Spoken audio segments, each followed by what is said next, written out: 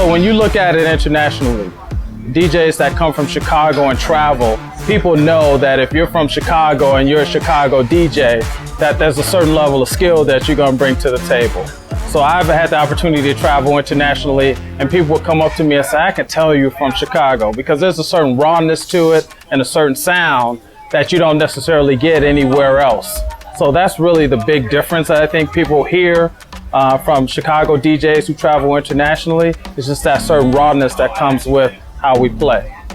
What attracted me to house music, what kept me coming back, was just this crazy sense of community where we've all been through it, but we're all here for the same reason, you know?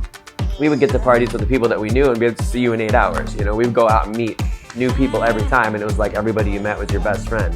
I met a guy who said he worked for Atari and told me some funny stories about like the start of that company, and just, I don't know, man, the craziest people went to those parties, and every single person danced. There was no fist bumping, there was no like, I mean, there was people like out of their minds in the corners, but when they were on the dance floor, you weren't on your phone, you weren't chit-chatting. You were like, people were hugging, we call them speaker freakers, because they would just be on the speaker, like in love with the speaker. Like, you don't see that kind of stuff anymore, and it's, I don't know, but that's what's attracted me to house music. I've been doing parties for over 30 years. I'm one of the pioneers of house music parties. We started from way back from the edge of the looking glass, the sidecar, from 1989 until today. Still going strong, still going strong. I love house music. It's always been, the music was always about love, unity, you know, the community. You know, it's a community of its own. So the beat was awesome, the sound, the energy, the people, it was all of that.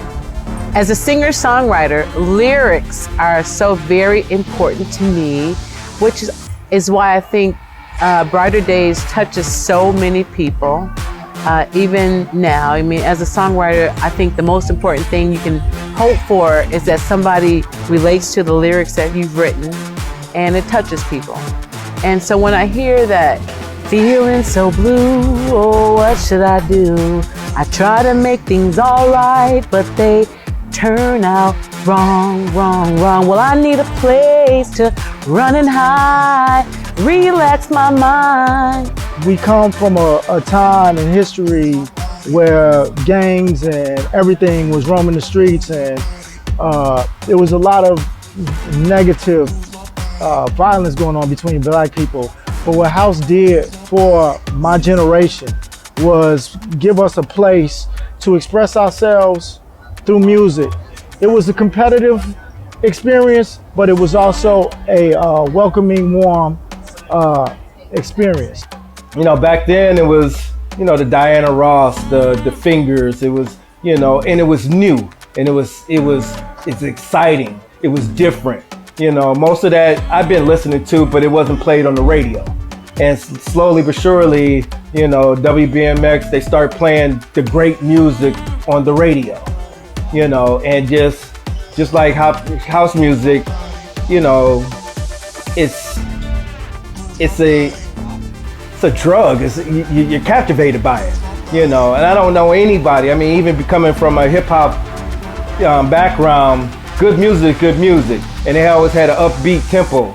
And you will have to be, you're a fool if you try to not dance to it, because you have to dance. Nowadays, I feel like if you don't have a couple of tracks that people know, you lose their interest. But back in the day, we went out to listen to be introduced to new stuff. Because if you hear those 15 records or 18 records in an hour, a DJ spent 1,000 hours standing on their feet in a record store with greasy ass headphones on, listening for that one or those 17 tracks, and it was just like, damn, I mean, I'm getting tingles just thinking about it. Now, everybody Shazams all their stuff, so. A beatdown is when you can still bring that, like, and for me, that just means bringing some of my own music and some of the stuff that people have remixed in my music, because that's something that I know I've only got the only copy of, so. There's two different kinds of Chicago beatdown. One is violent, and the other one is all about love, right? So I prefer the one that's about love, and it's all done on the turntables. So what we do is we take some R&B, we take some disco, we take some house, we take some soul, we take some Italo disco and a bunch of other things, and we put it into a gumbo pot, and we create just this hodgepodge of amazing music that people dance to and sweat their hairstyles out. And to me, that's what a Chicago Beatdown is. What it was like to go to a party at the edge of the Looking Glass, it was like creative. It was creativity. You know, it was energetic. Everyone was young and just wanted to come out and party and have a good time and listen to the DJ. People kind of pretty much followed the music. You know, followed the music, followed the promoter, followed the DJs, and they all came out and just had a wonderful time. What the Chicago Beatdown means to me is, when we went to parties back in the day, we played everything. So you might hear some salsa orchestra, you might hear some disco, you might hear soulful house, you might hear tracks that somebody made in their basement that afternoon. And that's what a Chicago Beatdown is.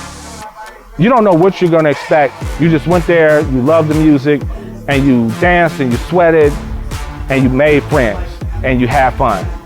And that's what we're gonna do for you when you come to Amsterdam and see us at ADE. We're gonna give you a true Chicago Beatdown.